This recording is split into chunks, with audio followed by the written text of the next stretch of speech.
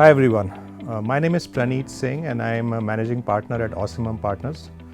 I have been working in the healthcare industry for the past nearly 30 years as an operator initially and then as an investor.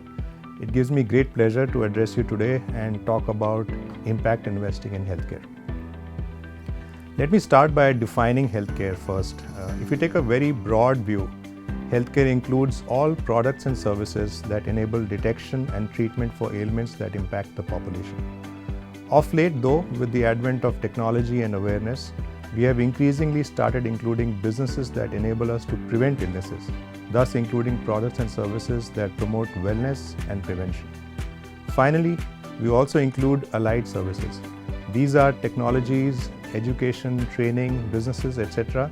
that are critical to enable core healthcare services. The conventional and easy way to think about the subsectors of healthcare is the following. Start from awareness building and prevention of health issues, broadly what we call the wellness market. Think about drugs that you can buy directly from a chemist. Think of that as the OTC market.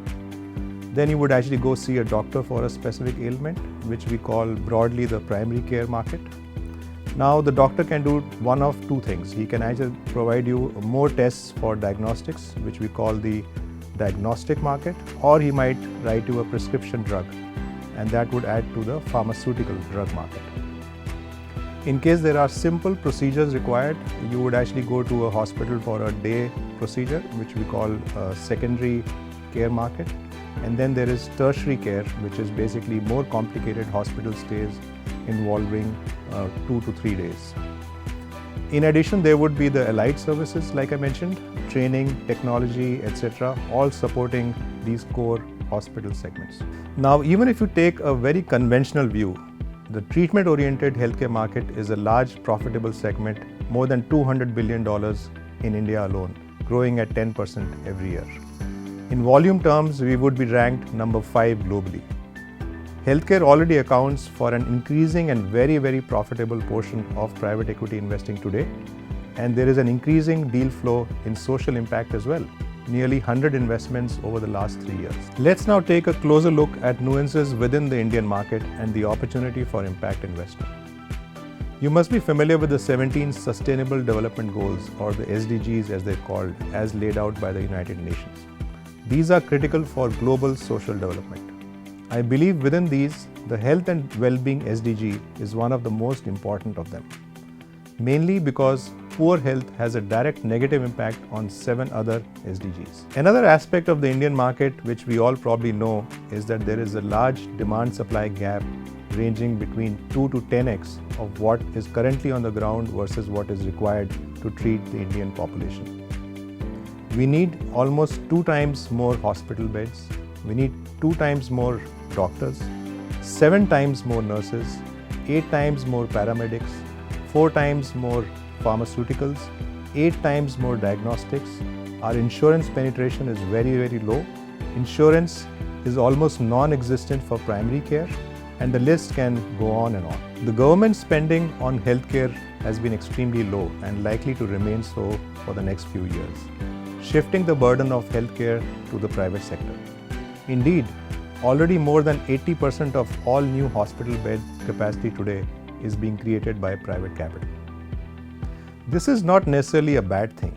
Private capital has enabled the creation of world-class healthcare facilities in India.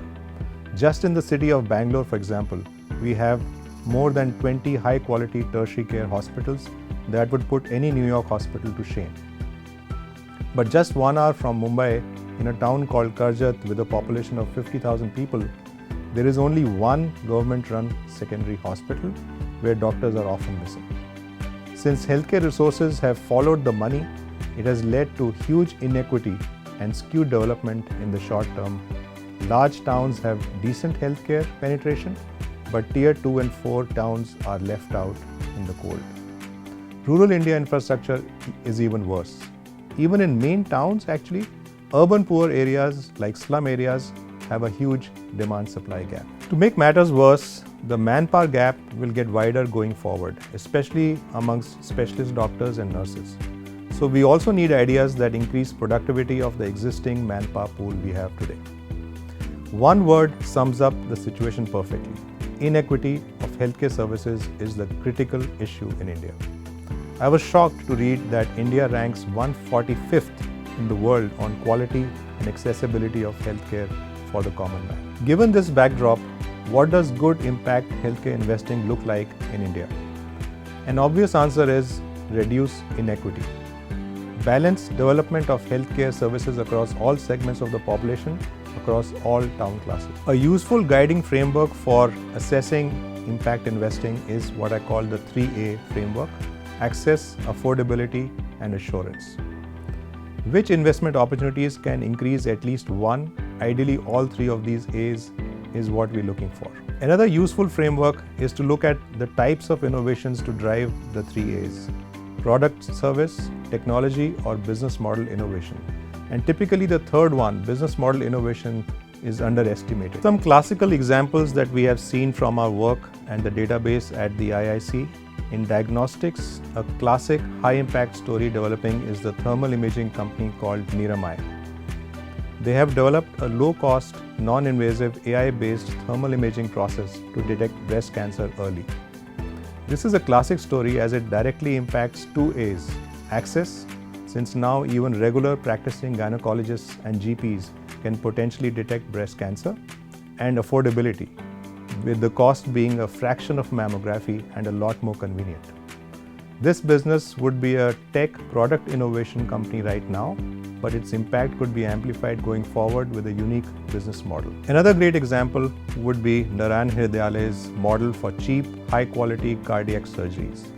This directly impacts all three A's: access, affordability, and assurance, and falls under the business model innovation, where the business of surgery has been re-engineered, including roles of surgeons, support staff, and capital equipment. Another example of business model innovation would be Mankind Pharma's approach to pharmaceutical marketing. They make quality drugs available across the tier 3-4 towns at low prices and build awareness amongst general practitioners. This addresses at least two A's: access and affordability, and a much needed business model innovation on recruiting a different type of sales force and a different targeting technique to focus on general practitioners when the rest of the industry was focusing on specialists. So in summary, healthcare in India is an attractive, high-growth industry providing exciting investment opportunities. Good health is one of the most important sustainable development goals, with interlinkages with many other social issues. Thus, investing in healthcare is a big social impact lever. In addition to a huge demand-supply gap, India's private capital-led healthcare model has not solved for significant inequities, and that is the challenge for social investing. Look for businesses, technologies that reduce inequity. Use the 3A framework: access, affordability, and/or assurance. Great impact businesses address at least two of these issues. Don't only look for technologies or new products. Sometimes just a business model innovation itself is enough to disrupt a market segment and create strong social impact. Thanks for your interest in healthcare investing, and I wish you all the very best in your impact investment journey.